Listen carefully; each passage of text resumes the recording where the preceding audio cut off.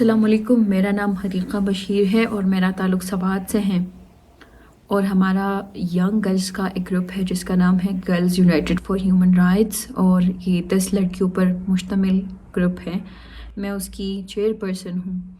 हम कम उम्री की शादी के ख़िलाफ़ काम करते हैं, सेहत तालीम पर और safe cities for girls Swat के लिए काम करते हैं और उसके साथ साथ हम SRHR पर भी काम करते हैं। वो कहते हैं कि कुछ हादसे आपकी आंखें हमेशा के लिए खोल देती हैं या हमेशा के लिए बंद कर देती हैं। तो मेरे साथ भी एक हादसा हुआ जिसने मेरी हमेशा के लिए आंखें खोली और मैंने इंसानी हुकूक़ के लिए काम करना शुरू किया। मेरी एक दोस्त थी जो 7 साल की थी, उसकी शादी हो रही थी और जिस तरह गुड्डा गुड्डी का खेल होता है, हमें लगा कि इसकी शादी भी उसी तरह है। हम समझते थे कि वो स्कूल आएगी, लेकिन वो स्कूल नहीं आई। हम जब उसके पास खेलने के लिए जाते थे तो उसकी सास हमें डांटती और कहती कि ये अब एक औरत बन गई है। तो मैंने ये सोचा कि अगर एक तालीम याफ्ता ख़ानदान में कम उम्री की शादी को बुरा नहीं समझा जाता, तो हमारे इर्द गिर्द जो गैर तालीम याफ्ता लोग हैं वो तो कम उम्री की शादी को बिल्कुल ही बुरा नहीं मानते होंगे। और मैंने ये फ़ैसला किया कि मैं कम उम्री की शादी के ख़िलाफ़ काम करूँगी और मैं उन मज़लूम लड़कियों की आवाज़ बनूँगी। मैंने घर घर जाना शुरू किया, फैमिलीज़ को अवेयर करना शुरू किया कि किस तरह कम उम्री की शादी एक लड़की की सेहत, तालीम और जहन पर असर करती है। मुझे उस वक्त लोगों से मुखालिफत भी मिली कि ये वेस्ट की एजेंट है। कभी हमारे घर तक आते और मेरे अब्बू से कहते कि ये आपने अपनी बेटी को क्यों बाहर निकाला है और ये हमारी लड़कियों को जो है लिबरल कर रहे हैं और ख़ुद भी एक लिबरल बन गई हैं। लेकिन मैंने हार नहीं मानी और अपने काम को जारी रखा। उस वक्त ऐसी भी फैमिलीज़ मैंने देखी कि वो एजुकेटेड थे, लॉयर्स थे, डॉक्टर थे, लेकिन अपनी बेटियों की कम उम्री में शादी करवा रहे थे और उनको वो बिल्कुल भी बुरा नहीं लग रहा था, उनको ये गुनाह नहीं लग रहा था। लेकिन हमने 10 लड़कियों को कम उम्री की शादी से बचाया है और 2-3 दिन पहले भी एक लड़की थी जो 11 साल की थी और उसकी शादी हो रही थी और उनकी इंगेजमेंट हो गई थी और उसकी शादी हो रही थी और हम उनके घर गए, उनकी फैमिली को कन्विंस किया। लेकिन ज़्यादातर लोग यही बताते हैं कि हम इसकी शादी इस वजह से करवा रहे हैं अपनी बच्चियों की, क्योंकि ये हम गुर्बत की वजह से अपनी बेटियों की शादी करवा रहे हैं। तो हम उनके घर गए और हमने उनसे पूछा कि क्यों आप इसकी शादी करवा रहे हैं, क्यों ये नहीं पढ़ रही। तो उन्होंने यही वजह बताई कि गुर्बत की वजह से हम इसकी शादी करवा रहे हैं। तो उनकी माँ से मैंने बात की, मैंने कहा कि हम अपनी पॉकेट मनी से इनकी स्कूल की फ़ीस, यूनिफॉर्म वगैरह जो है उसकी फ़ीस अदा करेंगे, लेकिन आप इसकी शादी ना करवाएं। और उन्होंने कहा कि जो उसकी कॉपीज़ हैं उसकी वजह से जो हम उसको प्रोवाइड नहीं कर सकते थे, तो उसको हमने स्कूल से निकाला और इस वजह से हम इसकी शादी करवा रहे हैं कि घर बैठ के क्या करेगी। तो हमने कहा कि हम अपनी पॉकेट मनी से उसकी स्कूल की फ़ीस अदा करेंगे, लेकिन आप उसकी शादी ना करवाएं। फिर उनके बाप जो थे वो स्कूल जाने के ख़िलाफ़ थे कि स्कूल जाके लड़कियां लिबरल हो जाती हैं और जॉब करेगी, जॉब करके क्या करेगी। लेकिन उनके फ़ादर को भी हमने समझाया कि हम यही एक्सपेक्ट करते हैं कि वो ये बोल रहे थे कि अच्छी तरबियत करे आगे नस्लों की। मैंने कहा उनसे कि अच्छी तरबियत तब हो सकती है जब वो ख़ुद पढ़ी लिखी हों। आगे नस्लों को वो तब अच्छी तरबियत करवा सकती हैं जब वो ख़ुद एक पढ़ी लिखी हों। तो उनके फ़ादर भी जो थे वो कन्विंस हो गए और अभी उनकी एडमिशन की बात हो रही है और वो लड़की इंशाल्लाह अब स्कूल जाएगी और उनकी फ़ैमिली ने हमसे एग्री किया है कि हाँ, हम इसकी शादी नहीं करवाएंगे, लेकिन ये पढ़ेगी आगे। तो इसके साथ साथ हम थिएटर्स भी करते हैं जो रियल लाइफ اسٹوریز ہوتی ہیں وہ اس پر ہوتی ہیں کہ جو لڑکیوں کی کم عمری میں شادی ہوتی ہے. یہاں پر ایسا بھی ہے کہ کچھ لڑکیوں کی کم عمری میں شادی ہوئی ہے اور کسی کی ناک کاٹ دی گئی ہے یا کسی کے پیر کاٹ دی گئی ہیں. تو وہ سٹوریز جو ان کو لے کے ہم نے اس پر تھیٹر بھی کیے ہیں اور ہم M N As M P As کے ساتھ سیشنز لیتے ہیں. ہماری میٹنگ ہوتی ہے کہ وہ گرلز فرینڈلی لاز بنائیں اور ایک کامک بک جو ہم بنا چکے ہیں جو لڑکیوں کی ریئل لائف چیلنجز پر ہیں. اور ریسنٹلی ہم نے ابھی کووڈ جو ہمارا کووڈ آیا تھا تو لوگ یہاں پر ایک سوچ بن گئی تھی لوگوں کی جو کووڈ ہے یہ یہ مائنورٹیز کی وجہ سے ہیں اور ایک کمیونٹی میں کچھ لوگ تھے جو کچھ یوتھ تھے اسپیشلی جنہوں نے ان کے گھر میں پتھر پھینکے اور بڑی ان کو اذیت دی کہ یہ ان کی وجہ سے جو ہے یہ کووڈ ہے کرونا یہاں آیا ہے. تو ان کے ساتھ ہمارے باقاعدہ سیشنز ہوئے, ان کو سمجھایا کہ کووڈ جو ہے کرونا جو ہے یہ کسی غیر اقلیت یا غیر مذہب کی وجہ سے نہیں ہے بلکہ یہ پورے دنیا میں ہے. اور کچھ امام تھے جن کے ساتھ ہماری سیشنز ہوئی اور پھر انہوں نے بھی لوگوں کو سمجھایا کہ کرونا کسی غیر مذہب کی وجہ سے نہیں ہے, غیر مذہبی لوگوں کی وجہ سے نہیں ہے بلکہ یہ وبا پوری دنیا میں ہے. اور ایس او پیز کے بارے میں بھی لوگوں کو سمجھایا. آخر میں یہ کہنا چاہتی ہوں کہ one human being with conviction can bring the real change.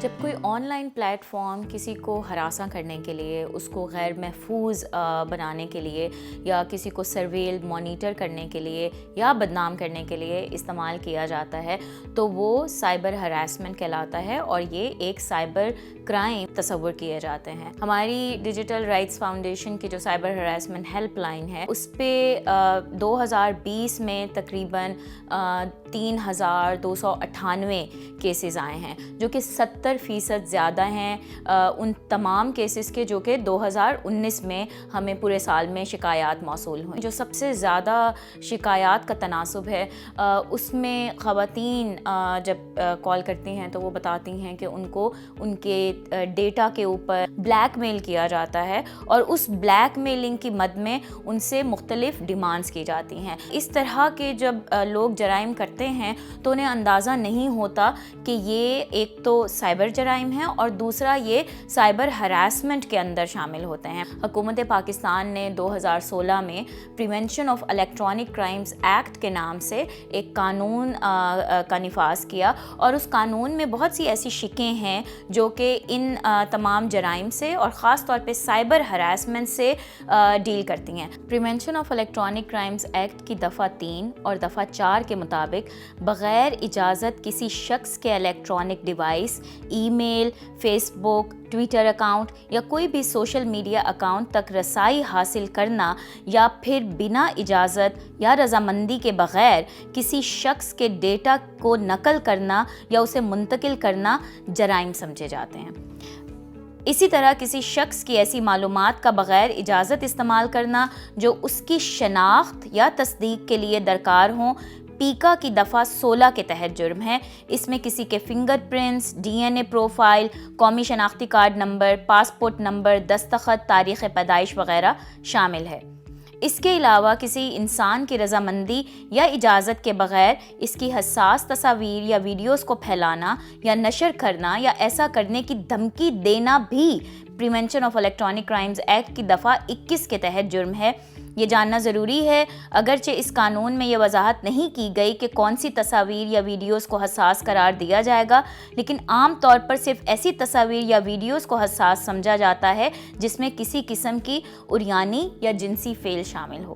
پیکا کی دفعہ 22 کے تحت اگر کوئی انٹرنیٹ یا الیکٹرانک ڈیوائس کو کسی ایسے فحش مواد کو تیار کرنے کے لیے استعمال کرتا ہے جس میں نابالغ بچے شامل ہوں تو یہ ایک جرم ہے. ایسے مواد کو منتقل کرنے, دکھانے، شیئر کرنے یا رسائی حاصل کرنے کو بھی اس دفعہ 22 کے تحت جرم تصور کیا جاتا ہے۔ یہاں تک کہ ایسے مواد میں شامل بچوں کی شناخت ظاہر کرنا بھی اس قانون کی اس دفعہ کے مطابق ایک سنگین جرم تصور کیا جاتا ہے۔ اس کے علاوہ انٹرنیٹ کے ذریعے کسی شخص کا پیچھا کرنا، جاسوسی کرنا یا تعقب کرنا یا اس شخص کی غیر دلچسپی کے باوجود بار بار رابطہ قائم کرنے کی کوشش کرنا بھی پیکا کی دفعہ 24 کے تحت ایک جرم ہے جس کو سائبر اسٹاکنگ کہا جاتا ہے۔ کوئی بھی متاثرہ شخص، کوئی خاتون جب سائبر ہراسمنٹ کا شکار ہوتے ہیں تو وہ فیڈرل انویسٹیگیشن ایجنسی کے سائبر کرائم ونگ کو رپورٹ کر سکتے ہیں۔ اب اس کے طریقہ کار ہیں کہ آپ آن لائن بھی رپورٹ کر سکتے ہیں اور آف لائن بھی۔ اگر آپ کے علاقے میں، آپ کے شہر میں سائبر کرائم ونگ موجود ہے تو آپ اس دفتر تشریف لے جائیں اور اپنے ساتھ 3 چیزیں لازمی لے جائیں۔ ایک تو یہ کہ تحریری شکایت، دوسرا یہ کہ جو بھی ثبوت ہوں، چاہے وہ کوئی لنکس ہیں، چاہے وہ کوئی اسکرین شاٹس ہیں، ان کے پرنٹ آؤٹس لے لیں، کوئی نمبرز ہیں جن کے ذریعے سے آپ کو ہراساں کیا جا رہا ہے، اور تیسرا یہ کہ اپنی شناختی کارڈ کی کاپی لے جائیں۔ جو نابالغ لوگ ہیں وہ اپنے والدین کو یا اپنے جو گارڈین ہیں ان کو ساتھ لے جا کر کے شکایت درج کرا سکتے ہیں۔ بہت سی خواتین ایسی ہوتی ہیں جو کہ پولیس اسٹیشن یا سائبر کرائم ونگ کے دفاتر نہیں جا سکتی، تو ان کے بہاف پہ کوئی بھی ان کی فیملی کا جو شخص ہے وہ شکایت درج کر سکتا ہے۔ اگر آپ کو ایسا لگتا ہے کہ آپ فیڈرل انویسٹیگیشن ایجنسی میں اپنی شکایت درج نہیں کرانا چاہتے تو آپ سائبر ہراسمنٹ ہیلپ لائن جس کا نمبر 0800 39393 ہے، اس پہ بھی کال کر کے معلومات حاصل کر سکتے ہیں۔ اس کے علاوہ آپ آن لائن بھی اپنی کمپلین درج کرا سکتے ہیں۔ آپ FIA کی ویب سائٹ پہ جائیں، وہاں پہ کمپلین کے لیے ایک آپشن ہوگی، جب اس پہ آپ کلک کریں گے تو وہ پوری ایک آن لائن کمپلین کا خانہ کھلے گا، اس کو آپ فل اپ کریں گے اور پھر سبمٹ کا بٹن کلک کر دیں اور آپ کی کمپلین جو ہے وہ جمع ہو جائے گی۔